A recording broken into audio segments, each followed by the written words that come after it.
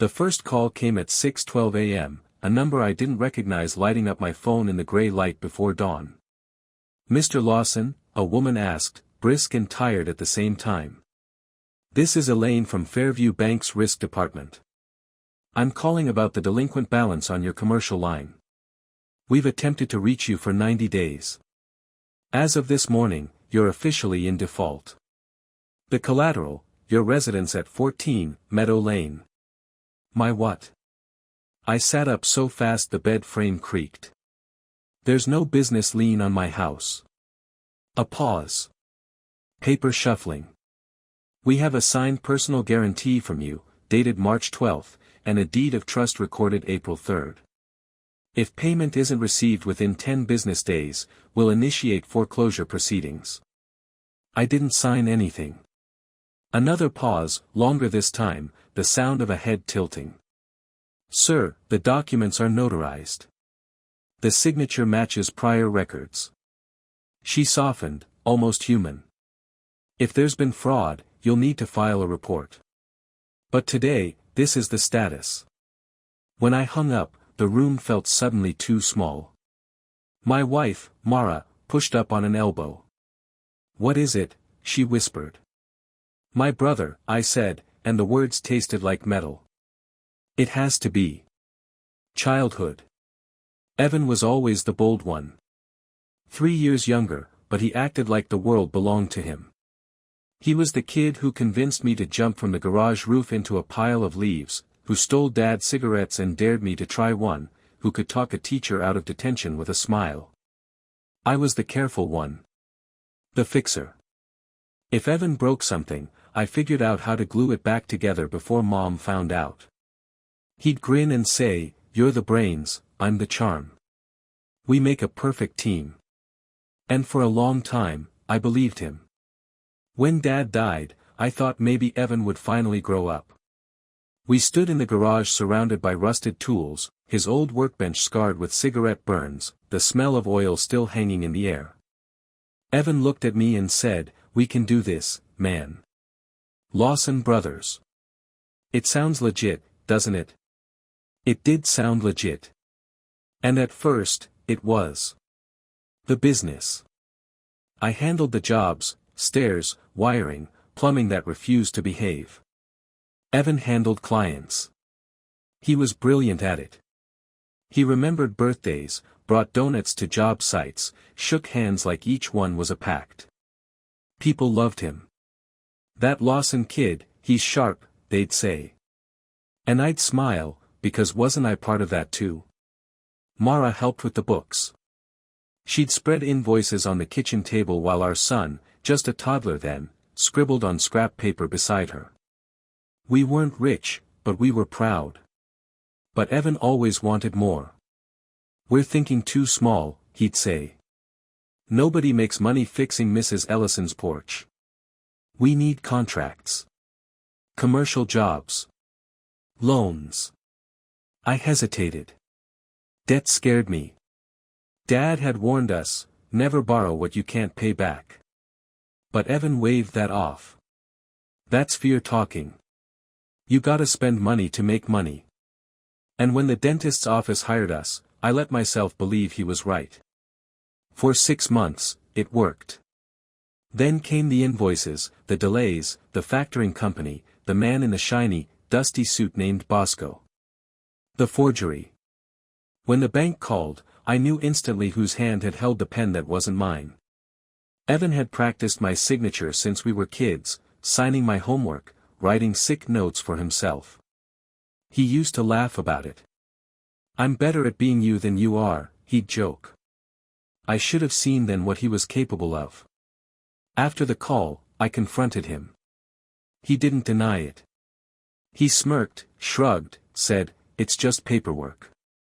I'll fix it before it matters." "Our house is on the line," I snapped. "Relax. You're so dramatic. I've got a deal coming through. You'll thank me when the cash lands." But the cash never landed.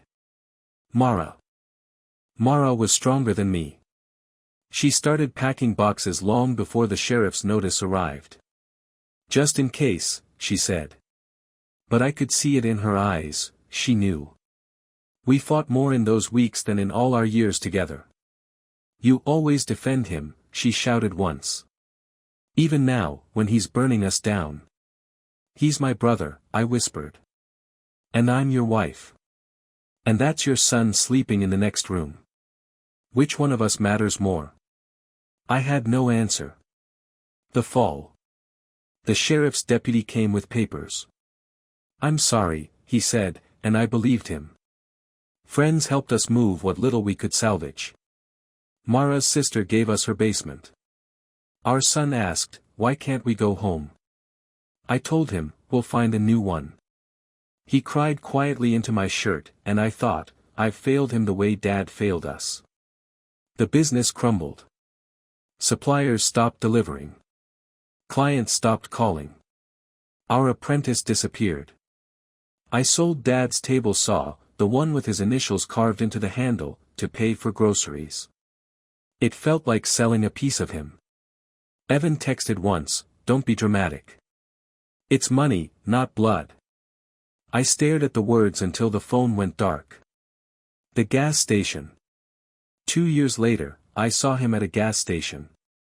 He was thinner, jittery, sunglasses hiding eyes that had once charmed the world. He smiled like nothing had happened. Still mad? He asked. You forged my name. You cost me my house. He rolled his eyes. You're obsessed with details. I was building something bigger. You just couldn't see it. Bigger? I lost my marriage. He paused, then shrugged. She was never good enough for you anyway. That was the moment I realized I didn't just resent him. I hated him. And still, some small, broken part of me loved him too. Now. I rent a small apartment above a nail salon that smells of acetone and lavender. I work nights at a warehouse, days on odd repair jobs. My marriage is gone.